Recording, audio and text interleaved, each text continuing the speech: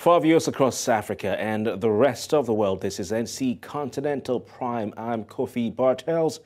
You're welcome. Our coverage tonight begins in Nigeria's capital, Abuja, where the Nigerian President Bola Ahmed Tinubu on Thursday met with the River State Governor Siminalayi Fubara at the presidential villa in Abuja. Governor Fubara, who arrived at the presidential villa at about 5:40 p.m., went straight to the office of the president, where they met behind closed doors. The reason for the visit is yet to be ascertained at the time of filing this report.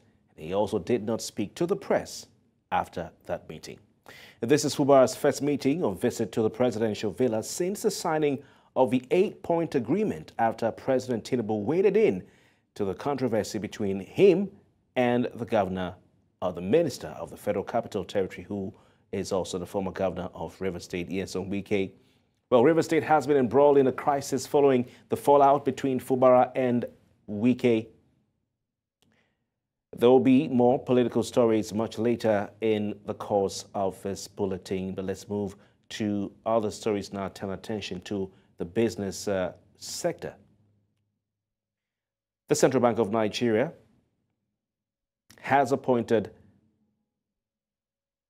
new executive directors to oversee the affairs of Polaris, Union, and Keystone Banks. This came a few hours after dissolving the board of directors governing the deposit money banks, the Apex Bank. In a statement signed by the acting director of corporate affairs, CD Hakama, released on Thursday morning, said the appointments take immediate effect. The statement also, or according to the statement, Yetunde Oni, the first female chief executive officer of Standard Bank, or Standard Chartered Bank in Sierra Leone, was appointed the chief executive officer of Union Bank, while Menir Ubali Ringim was selected as executive director of the Tier 2 Bank. For Keystone Bank, Hassan Imam was appointed as its chief executive officer, while Chioma Mang got the position of executive director. Also, the bank appointed Lawal Mudathir Omokayode Akintola as the chief executive officer of Polaris Bank and Chris Ofikulu as its director. Earlier, Gospel Obele, chief economist at Streetnomics Limited, spoke to us on this development.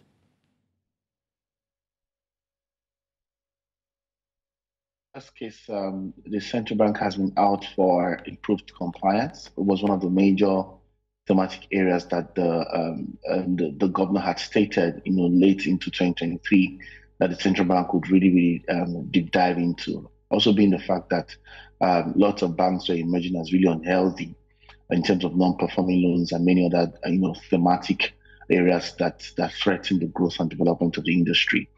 And it was on the grounds on the back of that those compliance efforts and investigations were led, and of course leading to what we have today in terms of the detail as to which banks were found wanting, and the move to sort of hold the board of directors as well responsible. More or less, the central bank, and in partnership with the commercial banks, tightening up compliances and ensuring the internal controls are really enforced, and checks and reviews are being done before board members have been appointed. There has to be a path to sort of reviewing, and verifying the appointments in the commercial banks, and also checkmating activities of board members, CEOs, and executive directors within commercial banks. These things are very critical because these institutions are custodians of deposits of monies of Nigerians, and we all know the situation in which many Nigerians are in right now regarding the cost of living crisis and all that. So, in a bid to sort of present and ensure that the commercial banks remain as trustworthy institutions to work and bank with, then the central bank needs to enforce new compliance standards, internal control risk, and also setting up disciplinary measures to ensure that there are yardstick to sort of hold executives responsible. 11 new Supreme Court justices will be sworn in next week, as requested by Nigeria's President Bola Tinubu. The Senate approved the 11 justices in December 2023. The justices billed for swearing in are Honorable Justice Jumai Hanatu Sankey, OFR, who's from the north central part of Nigeria, Honorable Justice Jonah Ada, who's from the north central part of Nigeria, Honorable Justice Mohammed Baba Idris, northeast, Honorable Justice Haruna Simon Samani, northeast, Honorable Justice Jamilu Yamama Tukur, northwest, Honorable Justice Abubakar Sadiq Umar, northwest, Honorable Justice Chiriebere Nwoma Ua, southeast, Honorable Justice Chioma Egondu Nwosu Iheme, southeast. We have Honorable Justice Obande Festus Ogwinya, southeast. Honorable Justice Mo Asemo A. Adume, south-south. Honorable Justice Habib Adewale O. Abiru, southwest. And when sworn in, the Apex Court will have a full complement of 21 justices as stipulated in the Nigerian Constitution. To discuss this tonight, I'm joined by Justice Ojeno. He is a legal practitioner. Justice, your first name there may give us the impression you're part of them. Maybe that will happen in the future, but it's good to have you join us on the program tonight. It's my pleasure. In your opinion, thank you. What, in your opinion, were the criteria or qualifications considered by the Nigerian president and the Nigerian Senate in the selection and approval of these 11 new Supreme Court justices? Okay, for me, I may not be able to go exactly into what the president was thinking or what the Senate was thinking before arriving at just these 11 set of persons. Of course, they also brought in some other 11, I think a total of 21 or 22 total candidates, but it was these 11 that they eventually came by. But the Constitution already actually states what their qualifications are, and it is the fact that they must have been qualified as legal practitioners for at least 15 years. The code of conduct also for judicial officers also states what some of the requirements are.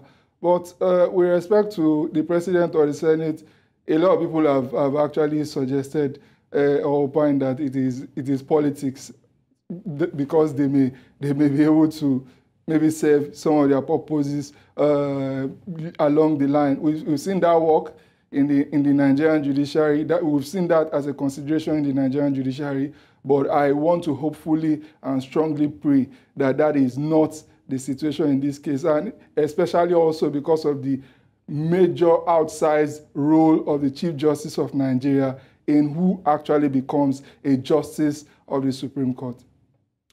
Quite interesting that we have this development in the Nigerian legal profession, and the court has now its full complement of 21 justices. How do you think these appointments will impact the overall, composition and dynamics of the Supreme Court? We've seen some countries, you already know who is a right-leaning judge, who is a left-leaning judge, who is a liberal, who is a conservative.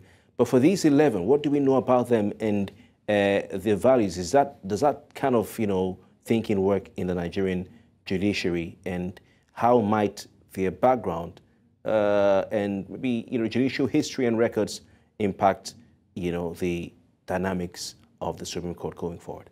Okay, I think a good number of them are very, very industrious and very, very hardworking. And I think that will go a long way in reducing the immense queue that is presently at the Supreme Court. But as per their ideological leanings, we have a country where ideology is not even an issue. It's almost an elitist thing. The APC enters into government, the PDP enters into government. It's almost as if there is absolutely no difference between them. And we see politicians, they campaign from whichever is not the ruling party to the ruling party in order to just continue the general monotonous single ideology that we have. Generally, countries, including the judiciary, maybe in a country like the US, they enjoy the fact that there's a marketplace of ideologies. And if maybe, for example, as it stands today, 6 Republican justices man their Supreme Court in difference to the 3 Democratic justices, we see the impact on the court. We almost know with surgical precision where the court will land on issues, what a particular decision of the court will be. We saw it lately in their last abortion case that was decided last year to overturn Roe v. Wade. In Nigeria, it's not exactly like that. It is whoever the president or the chief justice chooses to be a judge of the Supreme Court that becomes a judge of the Supreme Court. And I strongly want to believe that the chief justice, because of the fact that he had an outside role in appointing a justice, he won't be able to influence such person going forward in future. Quite interesting. Justice, with the addition of these 11 justices, of course, we all know that the Nigerian Supreme Court will reach its constitutional limit of 21 justices. What will be the impact of this increased number of justices? You know, how will it influence the efficiency and the effectiveness of the judicial decision-making processes within the Supreme Court, which you touched on a bit earlier? Okay, I feel that it's going to just make a tiny dent. It's not, we are not supposed to cry uhuru. We have not arrived, because the number of cases before the Supreme Court as it stands is more than 8,000. And in order to be able to attend to just one case, it takes so much time, it takes so much effort. So that's why persons like us have been clamoring and crying up to the high heavens that it is high time that we make all cases, just like it happens in the US, stop at the Court of Appeal level.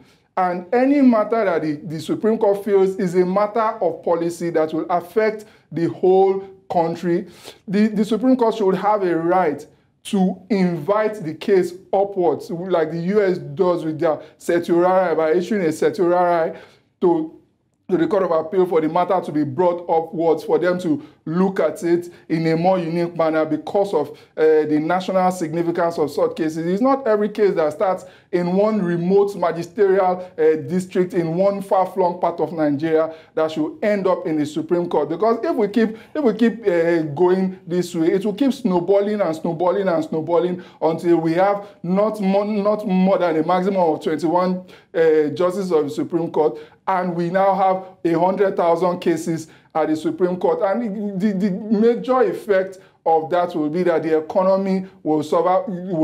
Matters that ought to be decided speedily. Maybe every litigant just wants everything to end up at the Supreme Court. So I feel that this is the time, not for us to be talking about the number of justices at the Supreme Court, but for a radical change to the point where every matter stops at the Court of Appeal, and the Supreme Court has the option of saying, okay, this one shouldn't stop at the Court of Appeal. Let us give our imprimatur to it.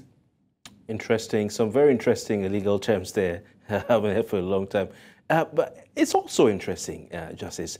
But can you shed light on any notable, legal or judicial backgrounds of any of the newly appointed Supreme Court justices? You talked about some who are known to be very hardworking. I mean, I don't know if there are any of them you can recollect, readily. Justice Juma Hanatu Sankey, maybe, or any of the other ones, Samani, Babadris, John Ada, and Co. A lot of them, almost all of them, are actually very excellent. But the one that that I think was long overdue is the Justice Abiru from Ondo State. Okay. I feel that maybe she was maybe she ought to have made it to the Supreme Court much earlier than Kekere Ekun, because of the fact that they were both excellent at the time, and it looked as if she was the senior to Kekere Ekun, having contributed so much. But politics had its way at the time, and now I feel that it's better late than never. But she has really put so much into this work, and she highly deserves it. By way of extra, I'm very happy that the Southeast, for the first time in a while, now has not just one justice of the Supreme Court, but the full complements of 3 justices from its zone now gracing the bench, in order to be able to also decide, and so that everybody will think that, okay, their voice is not just being heard at the legislature or executive, but also they have their full complements at the judiciary. It's quite interesting, very interesting perspective you bring in here. But In what ways do you anticipate, Justice, that the swearing-in of these new justices of Nigeria Supreme Court next week will impact the entire Nigerian legal landscape? You've talked about caseload. You said it would be a little dent, but of course there are other issues at play here apart from caseload. Probably, changes, potential changes in legal precedents and all that. Yes, but it will really not go a long way. I want to believe that. I want to pray. Let me just even say I want to pray, because we've had justices like Justice Nikki Toby, Justice Ogundare, Justice Kayode Esho, Justice Teslim Elias, who braved the odds, and Justice Oputa, who braved the odds and will look politicians in the face, look the society in the face and still say the truth. They will chastise politicians. They advise members of the judiciary not to mix up with politicians and things like that. I want to pray that these new persons, these new 11 justices that are being sworn in, are going to be made of such ilk, and they are going to be able to boldly declare justice in the temples of justice as soon as they get the opportunity, of course, in 1 week's time. You've given us a very sterling analysis of the issues at play. I want to thank you very much, Justice Ojeno, a legal practitioner, for joining us on NC Continental Prime tonight. It's my pleasure. Let's also tell you that the Supreme Court of Nigeria will deliver judgments in 7 governorship appeals on Friday, January 12, beginning 9 a.m. The states are Lagos, Kano, Zamfara, Plateau, Ebonyi, Bauchi, and Cross River. In the case involving Yusuf versus Gawuna, you recall in late December, the Apex Court reserved judgment in the appeal filed by the Kano State Governor, Abba Yusuf, challenging the verdict of the Court of Appeal and the State Election Petitions Tribunal, which removed him from office. The 5-member panel, led by Justice John Okoro, reserved the judgment after the parties adopted their brief arguments. So, similarly, for Muftwang and Goshwe, on January 9, 2024, the Supreme Court reserved judgment in the appeal filed by the Governor of Plateau State, Caleb Mutfwang, seeking to overturn the verdict of the Court of Appeal, which nullified his election. A 5-member panel of the justices, led by Justice John Okoro, reserved judgment after hearing arguments from the parties for and against the appeal. And then we have the case between Lawal versus Matawale. Last November, the appeal court nullified the election of Zamfara State Governor Dauda Lawal of the Main People's Democratic Party. He was declared winner of the March 18 governorship election in a shocking victory that dislodged the then incumbent Bello Matawale of the All Progressives Congress.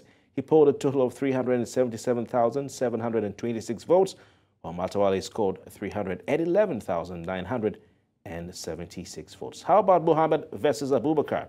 Well, in November, the appellate court affirmed the victory of Governor Bala Mohammed of Bauchi State in the March 18 governorship election. The appeal was filed by the All Progressives Congress, the APC's governorship candidate Sadiq Abubakar, following the tribunal's judgment upholding Mohammed's victory.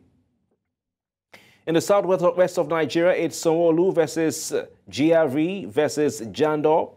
The appeal court in Lagos in November affirmed the judgment of the tribunal, confirming the return of Babajide Sanwo-Olu and Obafemi Hamzat as the governor and deputy governor of Lagos State. The justices of the Court of Appeal, in a unanimous decision, dismissed the appeal of the People's Democratic Party and the Labour Party for lack of merit. Excuse me. It's Nwifuru versus OD. That's another one to look out for. And recall that the Supreme Court had on Tuesday, reserved judgment in the Ebonyi State governorship election appeal that's in southeastern Nigeria.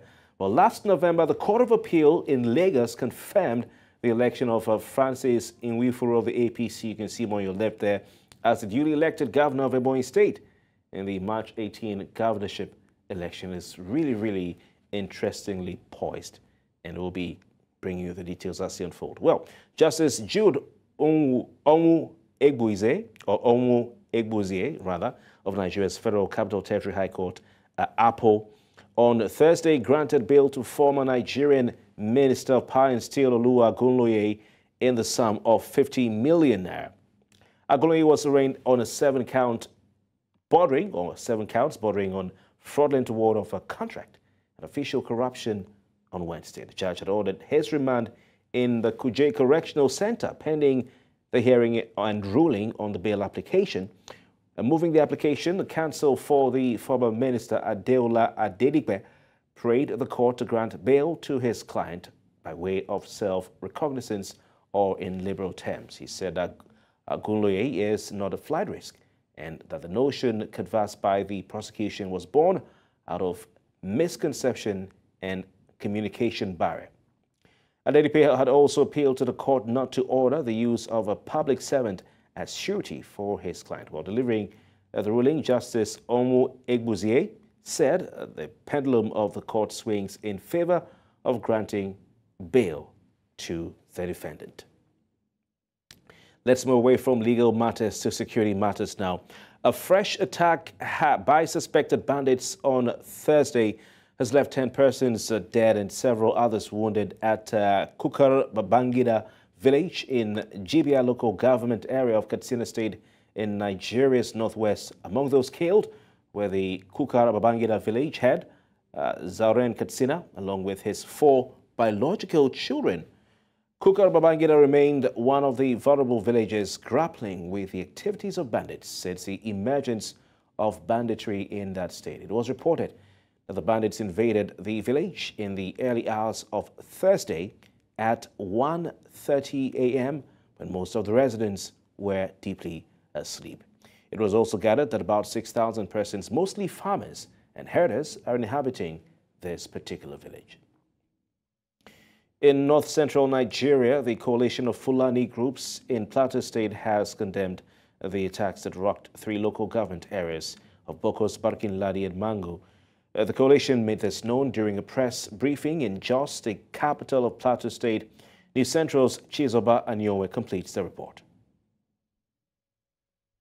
Since the attacks on the affected communities on the eve of Christmas, this is the first official statement by the Fulani group condemning the acts. While stating the killings were uncalled for, they urged the federal government to put up measures that will end the killing and rustling of their cattle in the affected villages. State government's failure to include even a single Fulani individual in the distribution of the generous donation of 500 million naira by Her Excellency Senator Olorunmi Tinubu, the First Lady of the Federal Republic of Nigeria, to victims of crisis. Furthermore, the shielding of the federal government delegation and other well-wishers to the state for visiting affected Fulani communities in the IDP camps where women, children and elderly endure harsh and unsuitable conditions adds to our concern. The group, which alleged the toll of over 300 of its members, over 23,000 internally displaced persons from 8 districts in the council, called for measures to mitigate future occurrence. And SLTP directly affects the Fulani people. They are stakeholders. So they need to be included from the beginning of the program, not to bring a document that this is document that we have. We have gone through the do's and the don'ts, all the routes engaged in the program. If it is signed, no Fulani man on the plateau will have his cattle remaining on the plateau. I will say there is negligence because he, as the chief security of the state, is supposed to do something to make sure that this crisis stopped. To find out what is the causes from both sides. The coalition further expressed solidarity with the state and federal government over the unfortunate incidents while calling for more security presence to end the carnage. In Jos for News Central, I am Chizoba Anyowe. Let's also tell you that the Christmas Eve attacks in Bokos, Barkin-Ladi and Mangu local government areas of Plateau State have continued to elicit reactions from different quarters. The most recent is the Biram Youth Molders Association, who described the claims by the Fani Coalition in their press briefing in Jos as concocted, illogical, and fictitious. Chizoba Noe is back with this report. As affected people continue to count their losses, coming face to face with the realities they are left to wallow in, following the December 24 violent attacks, accusations and counter-accusations seem to have taken the center stage. This time, the Biram Youth Molder Association has lashed out on the coalition of Fulani groups, saying their claims are outrageous and misleading, not just to the Nigerian state, but international communities as well. It is mind-blowing and indeed mischievous to brandish statistics with little or no substantiation or evidence.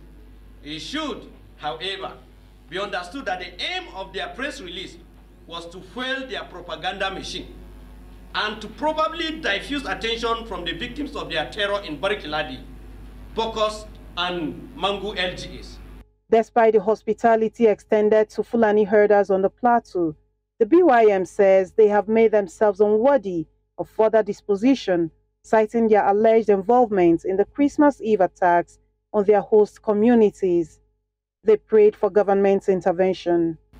Our singular prayer is for government to hold Fulani militants from raiding our hamlets and villages, killing our people, and displacing as well as disrupting our livelihoods. Their sponsors and networks within and outside Nigeria should be busted, while the perpetrators and local accomplices be brought to justice. The Fani Coalition had claimed that over 350 of their relatives were killed, with more than 23,000 others displaced from their homes. Same claims the police command in the state said are under investigation. In Jos for News Central, I am Chizoba Anyoe.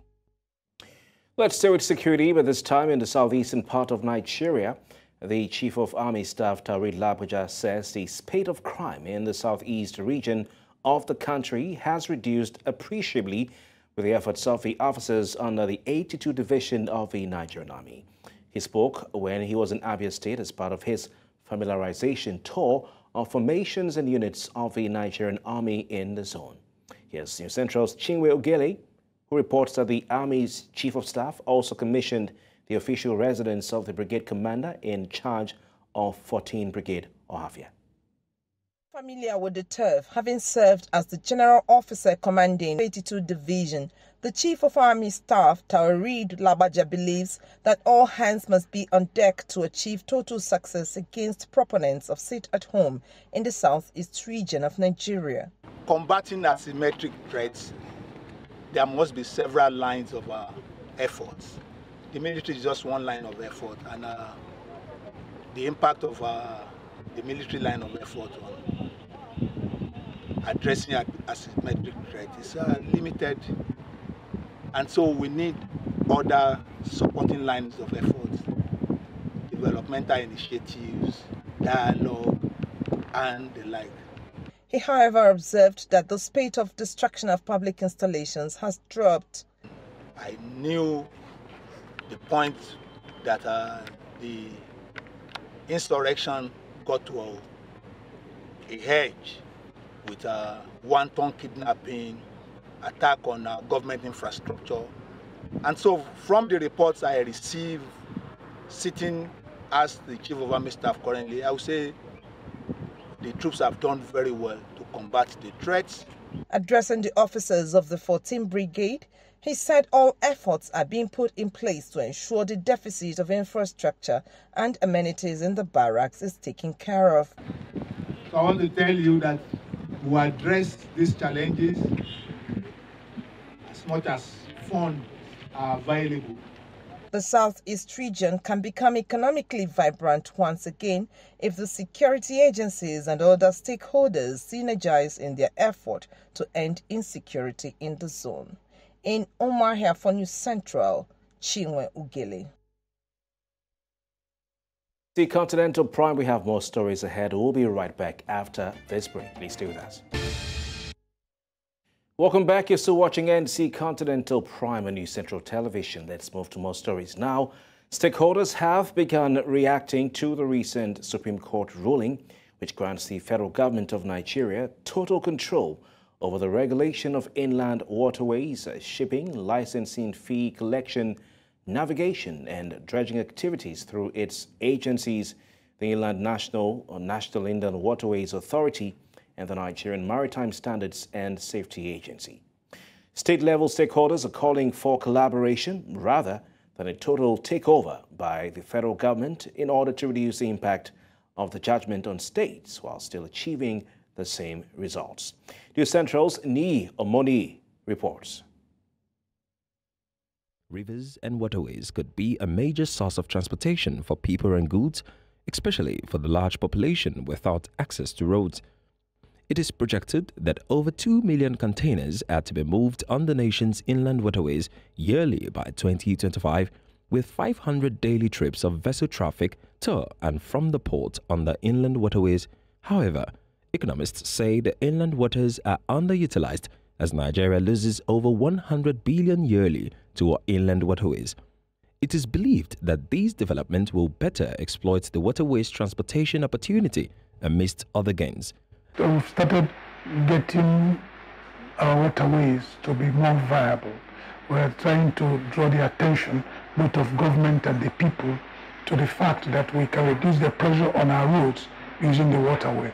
Like you said, it's cheaper, it's safer, and transport for the future. What we need to do now is to develop it, to build it, so that we can play the role that is expected of that part of our economy. There is, however, the concern over the inability to develop policies and collect fees that is believed could boost local economies, especially in states such as Lagos, which has invested much to improve its waterways transportation.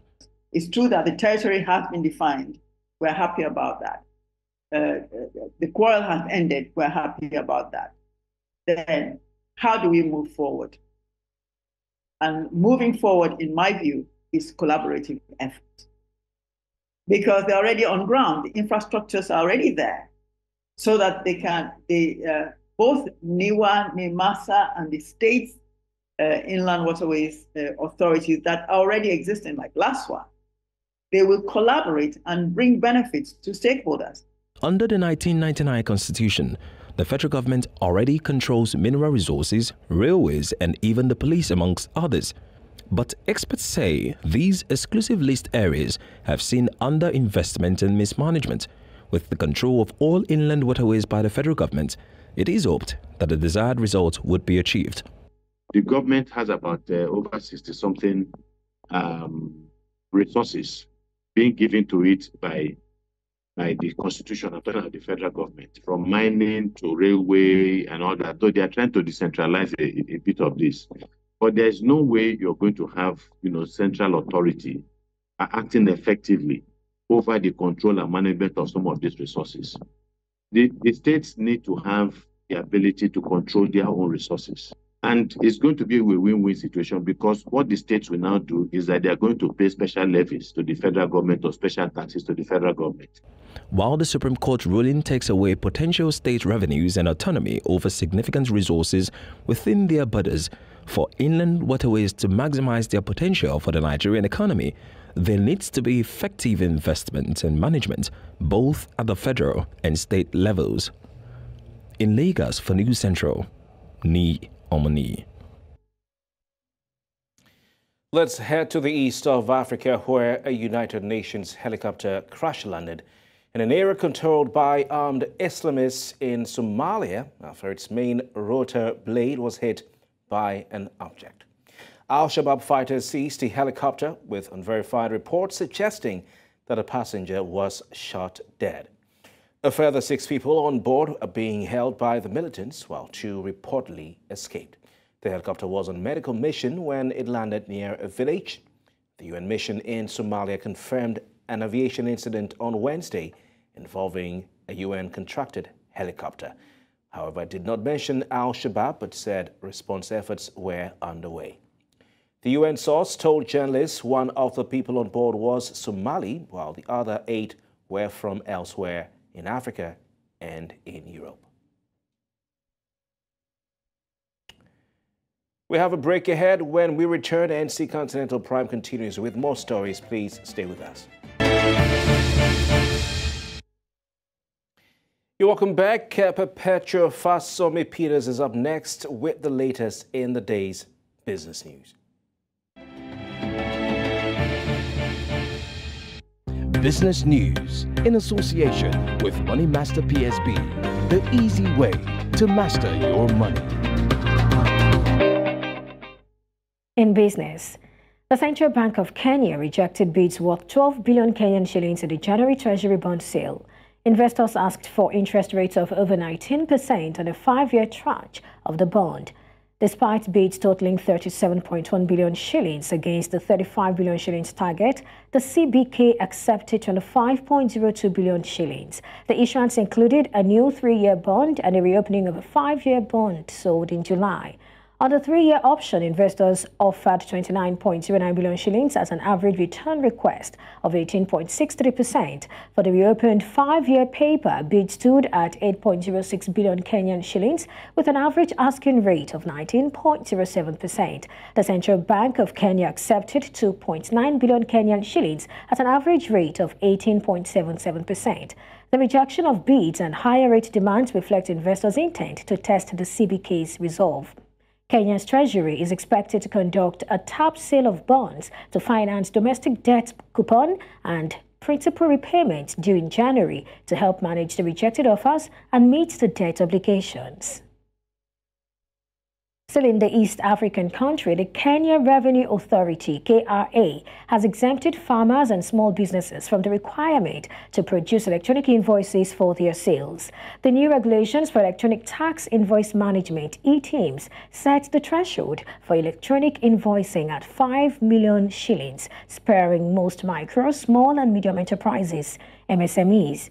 Businesses with an annual turnover of less than 5 million shillings are among the 9 transactions exempted from electronic tax invoices. The KRA has developed a new system to monitor stock changes for small businesses such as farmers supplying cooperative societies. Starting this month, all businesses are required to produce electronic tax invoices for all transactions to claim expenses when filing for income tax. The government aims to expand the tax base by introducing a withholding tax on farm produce sold to cooperative societies and agro-processors. To Southern Africa now, Zimbabwe's local dollar has weakened by 21% against the US dollar in official trading this week, making it the worst performing currency globally. The exchange rate now stands at 8,240 Zimbabwe dollar per US dollar, down from 6,467 on Monday. This decline has narrowed the gap to the unofficial exchange rate, which fell by 40% this week, with a street rate of 10,900 Zimbabwe dollar per US dollar in Harare. Zimbabwe has been struggling to stabilize its currency since its reintroduction in 2019. Factors such as lower tobacco sales and declining global commodity prices have affected US dollar inflows, causing the exchange rate to spiral. An overvalued exchange rate also increases US dollar prices for formal businesses. Authorities consider a 10% to 20% gap between official and unofficial rates acceptable. These are the stories we're tracking at this hour. Thank you for watching. I am Perpetua Fasome Peter. The news continues shortly. To enjoy the rest of the day, bye for now. Business news in association with Money Master PSB, the easy way to master your money. Sports update brought to you by Corn Oil. Corn Oil, we go the extra mile. In the world of sport, former Tokyo Marathon winner Sarah Chepchirchir has been provisionally suspended after failing a doping test for a banned drug substance, the Athletics Integrity Unit said on Thursday. Chepchirchir won the 2017 Tokyo Marathon, was banned for 4 years in 2019, backdated to April 11, 2018, because of abnormalities in her athlete blood sample. The AIU announced the fresh suspension on its website, saying the 39-year-old has been notified of the allegations against her. Away from that, the Gambian national football team encountered another setback as the aircraft designated for their transport to Côte d'Ivoire for the 2023 African Cup of Nations failed to take off yet again. Initially scheduled to arrive in Côte d'Ivoire for the tournament on Wednesday, the Air Côte d'Ivoire flight experienced a forced landing due to loss of cabin pressure and oxygen just 9 minutes into its journey from Banjul to Abidjan. In response to the crisis, Gambia's President Adama Barrow intervened and arranged for a larger aircraft to transport the team to Ivory Coast. Despite this effort, the subsequent plane intended to carry the Gambian team to Abidjan also failed to take off, citing technical problems. The Gambian Football Federation confirmed these challenges, raising concerns as the national team prepares to face reigning champions Senegal, Guinea and Cameroon in their group stage fixture starting on Monday. Morocco Swallows have been fined by the PSL Disciplinary Committee for failing to honour their last two Premiership matches. The Soweto Giants did not show up for the league clashes against Mamelodi Sundowns and Golden Arrows in the final week of 2023. The Dube boys did reveal that there were some issues between the players and management amid reports of unpaid salaries for December. PSL prosecutor Zolomo Javu revealed Swallows have been fined 1 million rands after pleading guilty, while Sundowns and Arrows have been handed 3-0 wins as a walkover. Finally, in the world of sport, Jadon Sancho has rejoined Borussia Dortmund on loan from Manchester United for the remainder of the season. Sancho has been frozen out in United for most of the season after becoming involved in a public spat with manager Erik ten Hag. Sancho has not played a minute for the Red Devils since he's been forced to train away from the first team, confirming the loan move that Borussia Dortmund has signed Jadon Sancho on loan until the end of the season. Dortmund will be hoping that a 23-year-old can provide them a lift this season, with the club fifth in the league standings, 15 points behind Bayern Leverkusen. The Bundesliga restarts on Friday and Dortmund face Darmstadt away on Saturday. And that's it in the world of sport. I am Onyinyechi Obaro. Sports Update, brought to you by Corn Oil. Corn Oil, we go the extra mile. On entertainment tonight, Ghanaian chef Falilatu Abdul Razak has completed a 227-hour cookathon in an attempt to set a new Guinness World Record. Dwayne Kev Davis, a former Los Angeles area gang leader involved in the murder of American rapper Tupac Amaru Shakur, has been granted bail. Trust Roy has details of these entertainment stories and more. Entertainment news in association with Glow Unlimited. Welcome to Entertainment on NC Continental Prime.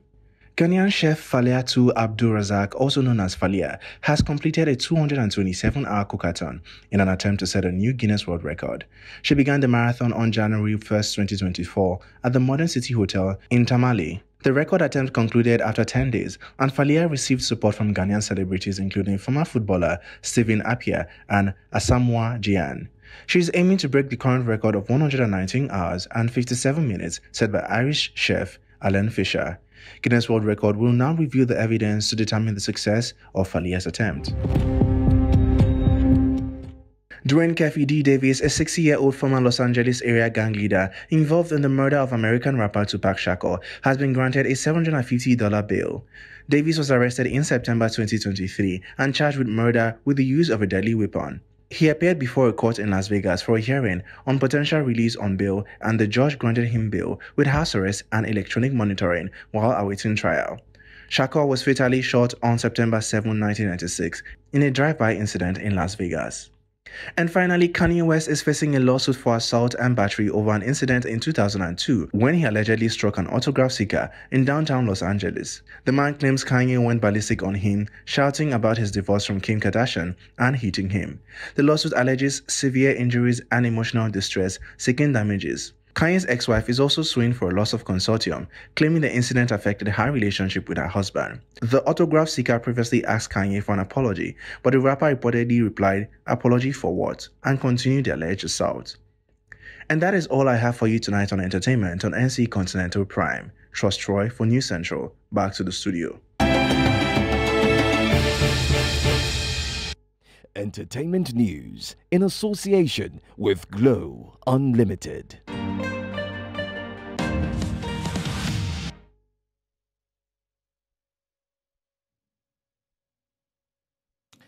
And that's the size of the news on NC Continental Prime tonight. Before we go, let's take another look at some of the major stories we told you.